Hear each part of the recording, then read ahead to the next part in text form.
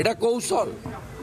আপনারা সাদা চোখে ভাবছেন যে পুলিশ রাজধর্ম পালন করছে। আরাবুল ইসলামদের মতো যারা আছে তারা গণতন্ত্রকে হরতাল খেলায় মেতে ওঠে। গ্রেফতার হয়েছেন ভাঙড়ের তৃণমূল নেতা আরাবুল ইসলাম।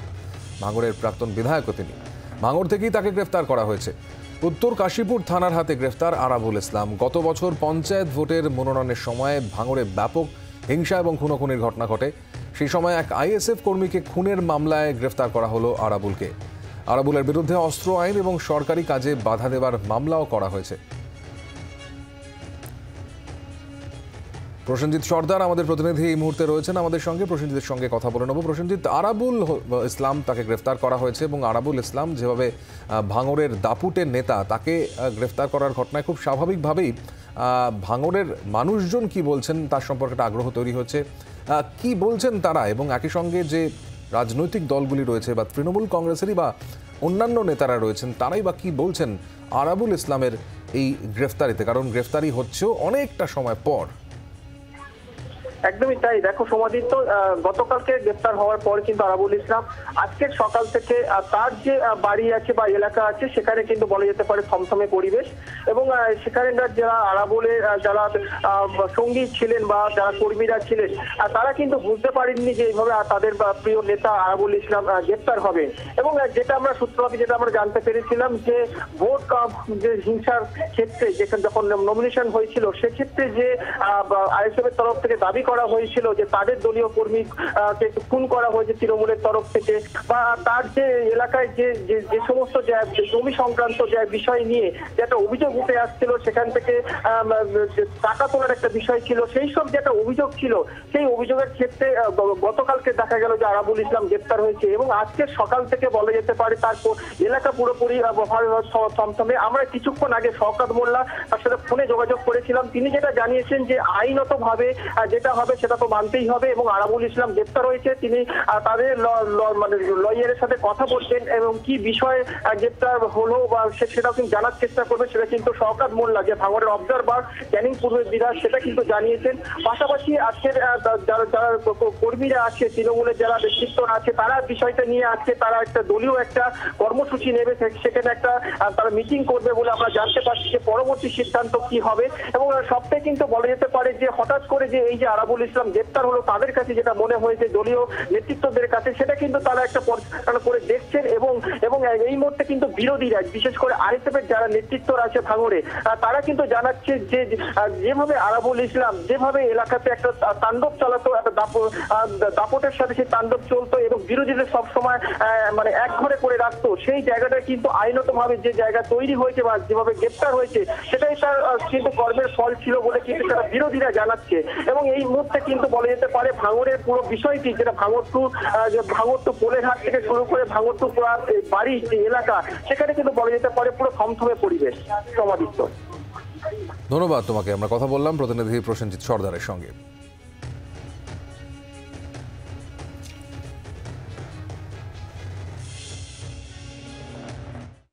পনেরো তারিখে একটা মার্ডার হয়েছিল আইএসএফ এর একজন, সেই কেসে নাকি অ্যারেস্ট করা হয়েছে। ওই দিন নমিনেশনের লাস্ট ডেট ছিল, ওই দিনে আমরা সবাই ওখানেই ছিলাম বিডিও অফিসের ভেতরে। তার সিসিটিভি ফুটেজ দেখলে আপনারা বুঝতে পারবেন এই ঘটনায় 1% আরাবুল ইসলাম বা আমাদের দলের নেতৃত্বদের কোনো এখানে যোগাযোগ কোনো কিছুই নেই। নওশাদ সিদ্দিকীর নেতৃত্বে আমাদের দলের দুজন মার্ডার হলো, তাকে কেন গ্রেপ্তার নয়?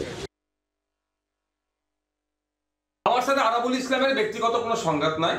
গণতন্ত্র রক্ষার লড়াই আমরা এগিয়ে যাই, আর আরাবুল ইসলামদের মতো যারা আছে তারা গণতন্ত্রকে হরতাল খেলায় মেতে ওঠে। আমাদের দ্বারাই আমাদের পার্টি কর্মীকে খুন করেছিল, সেই জন্য আমাদের দ্বারাই কলকাতা হাইকোর্টে একটা কেস করেছিলাম। শুনলাম নাকি সেই কেসের ইনভেস্টিগেশন চলছিল, যদি আমরা সিবিআই ইনভেস্টিগেশন চেয়েছি, যদিও কোর্ট দেয়নি। তো কেসটা কোর্টে রান করছিল, খুব তাড়াতাড়ি কেসটা উঠতো। কোর্টকে কি জবাব দেবে সেই জন্য হয়তো অ্যারেস্ট করেছে আরাবুল ইসলাম সাহেবকে। তবে ভাঙড়ে যে অশান্তি হচ্ছে পঞ্চায়েত ভোটকে কেন্দ্র করে, আমাদের কর্মীকে যারা হত্যা করেছে, নমিনেশন যারা করতে দেয়নি, যারা আমাদের ভোট যখন দিতে যাচ্ছিল আমাদের কর্মীদের মারধর করেছে, গুলি করে আমাদের কর্মীর পাকে নষ্ট করে দিয়েছে, এর মূল হোতা হচ্ছে আরাবুল ইসলাম নয়, শওকত মোল্লা। যে শওকত মোল্লা অভিষেক ব্যানার্জির কাছের লোক, সেই শওকত মোল্লাকে করতে হবে। প্রয়োজনে আমরা এটাকে নিয়ে উচ্চতর আদালতও যাতে আমরা প্রস্তুত আছি, যদি সাবজুডিস ম্যাটার চলছে। আমরা চাই শওকত মোল্লাকে অ্যারেস্ট করা হোক, যে পাউন্ডের অবজারভার ছিল, বাইরে থেকে গুন্ডা মাস্তান অস্ত্র শস্ত্র নিয়েছে, এই আরাবুল ইসলামদের সহযোগিতা নিয়ে ভাঙড়ে অশান্তি করেছে, যে অভিষেক ব্যানার্জির কাছের লোক, তাকে অ্যারেস্ট করা হোক। এখন আরাবুল ইসলামকে আমার মনে হয় তো এক ধরনের ছেটে ফেলা হচ্ছে, কারণ আরাবুল ইসলাম তুলনামূলক এখন তার শক্তি ক্ষয় হয়েছে, সে আর এখানে দাঁড়াতে পারছে না। আর মমতা ব্যানার্জির ভাষায় দুধেল গাই, তো দুধেল গাই এখন দুধ দিতে পারছে না, সেই নৌকা বাজারে তুলে দাও, অ্যারেস্ট করে দাও। এখন শওকত মোল্লাকে হয়তো ফুল প্লেজে খেলার মতো সুযোগ করে দেওয়া হচ্ছে। আমরা শওকত মোল্লার অ্যারেস্ট চাইছি। শওকত মোল্লার নেতৃত্বে ভাঙড়ের সমস্ত রকম অশান্তি হচ্ছে, তাকে যদি অ্যারেস্ট করে আমরা আইনের দ্বারস্থা বাড়াবো। যে খবরটা পাচ্ছি সেই খবরটা হলো যে 15 তারিখে যে ঘটনা ভাঙড়ে ঘটেছিল, আমাদের দুজন তৃণমূল কংগ্রেসের কর্মী খুন হয়েছিল আর একজন আইএসএফ এর কর্মী খুন হয়েছিল। সেই আইএসএফ এর কর্মী খুনে আরাবুল ইসলামকে গ্রেপ্তার করা হয়েছে, এটা যেটুকু মিডিয়ার মাধ্যমে খবর পাচ্ছি। কারণ ঘটনা হলো সেদিন আরাবুল ইসলাম এর সঙ্গে কোনোভাবেই জড়িত নয়, কারণ সেদিন বেলা 10টা থেকে রাত 10টা পর্যন্ত বিডিও অফিসে আটকে ছিল আরাবুল ইসলাম, এবং সেখানে আইএসএফ আশ্রিত সমাজ বিরোধীরা সেদিন তাকে খুন করানোর চেষ্টা করেছিল। পুলিশের তৎপরতায় বেঁচেছে এবং পুলিশি পাহারায় রাত 11টার সময় সে বিডিও অফিস থেকে বেরিয়েছে। ফলে এটা মিথ্যা করে তার নামে কেস করা হয়েছে, এটা সম্পূর্ণ পরিকল্পিত ঘটনা, এটা নওশাদ সিদ্দিকীরা করেছে। কিন্তু আমার প্রশ্ন হলো এইটা, নওশাদ সিদ্দিকী গ্রেপ্তার নয় কেন? সেদিন আমাদেরও দুজন কর্মী খুন হয়েছিল, রাজু নস্কর এবং রশিদ মোল্লা, এবং রাজু নস্কর খুনে মেন কালপিট 1 নম্বর এফআইআর নেম হচ্ছে নওশাদ সিদ্দিকী, কিন্তু সেই নওশাদ সিদ্দিকীকে এখনো পর্যন্ত গ্রেপ্তার করা হলো না। আমি অবিলম্বে পুলিশ প্রশাসনকে অনুরোধ করব যে অবিলম্বে নওশাদ সিদ্দিকীকে গ্রেপ্তার করা। বিভিন্ন অভিযোগের সঙ্গে সে জড়িত।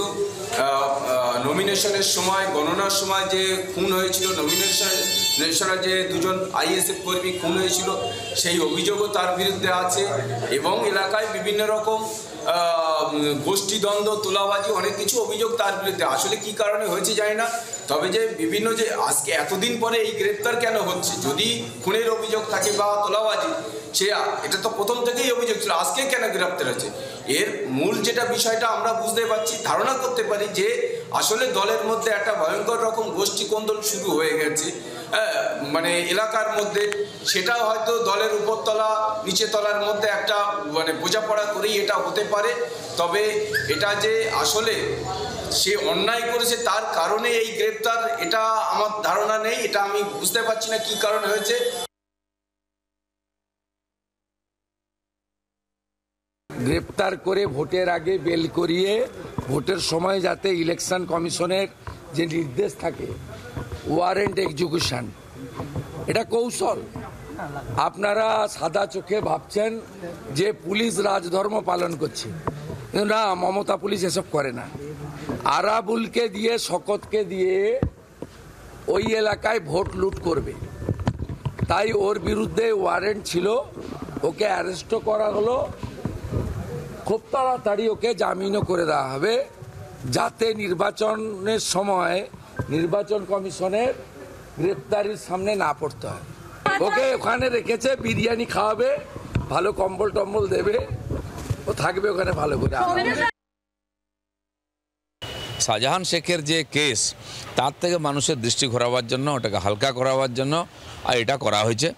কারণ এখানে সরকারই তাকে প্রোটেকশন দিচ্ছে, পুলিশ তাকে প্রোটেকশন দিচ্ছে, দুনিয়ার লোক দেখছে, ওখানকার লোকরা দেখতে পাচ্ছে, কোথায় আছে জানে, কিন্তু পুলিশ জানতে পারছে না, কারণ তারা তাকে বাঁচাবার চেষ্টা করছে। সেই জন্য আপনাদের দৃষ্টিটা অন্যদিকে ঘুরিয়ে দেওয়ার জন্য এই ধরনের ক্রিয়াকলাপ হচ্ছে।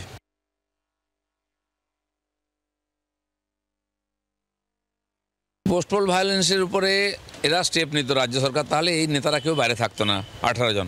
এরকম বহু কেস হয়েছে, আমরা কেস করতে পারিনি, আমাদের কেস নেয়নি বলে সিবিআই কেস করেছে, কিন্তু কারো গায়ে হাত দেওয়া হয়নি, কোনো এর উপরে কোনো ক্রিয়াকলাপ হয়নি।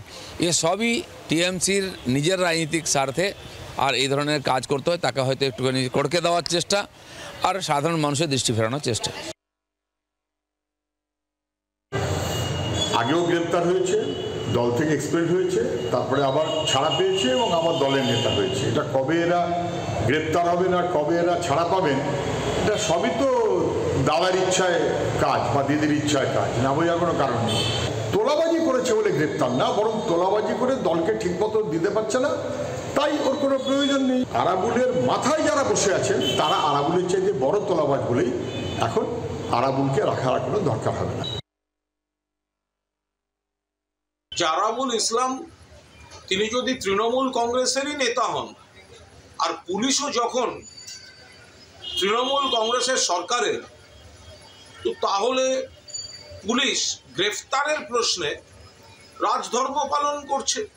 তাহলে আরাবুল কি অপরাধ করেছেন, আদৌ কোনো অপরাধ করেছেন কি করেননি, করে থাকলে কি করেছেন কিছুই জানি না, কিন্তু গ্রেফতারের বিষয়টা এটা প্রমাণ করে দিচ্ছে যে বিরোধীরা যে অভিযোগ করেন যে পুলিশ এই করছে না, পুলিশ ওই করছে না, এই অভিযোগগুলো পুরোদস্তুর ভিত্তিহীন, সস্তা রাজনীতির অভিযোগ। পুলিশ তো আরাবুলকে গ্রেফতার করে দিয়েছে। এবার আরাবুল ইসলাম তিনি অপরাধ করেছেন কি করেননি তিনি বা তার আইনজীবীরা বলতে পারবেন, আমরা জানি না, আমি বলতেও পারবো না।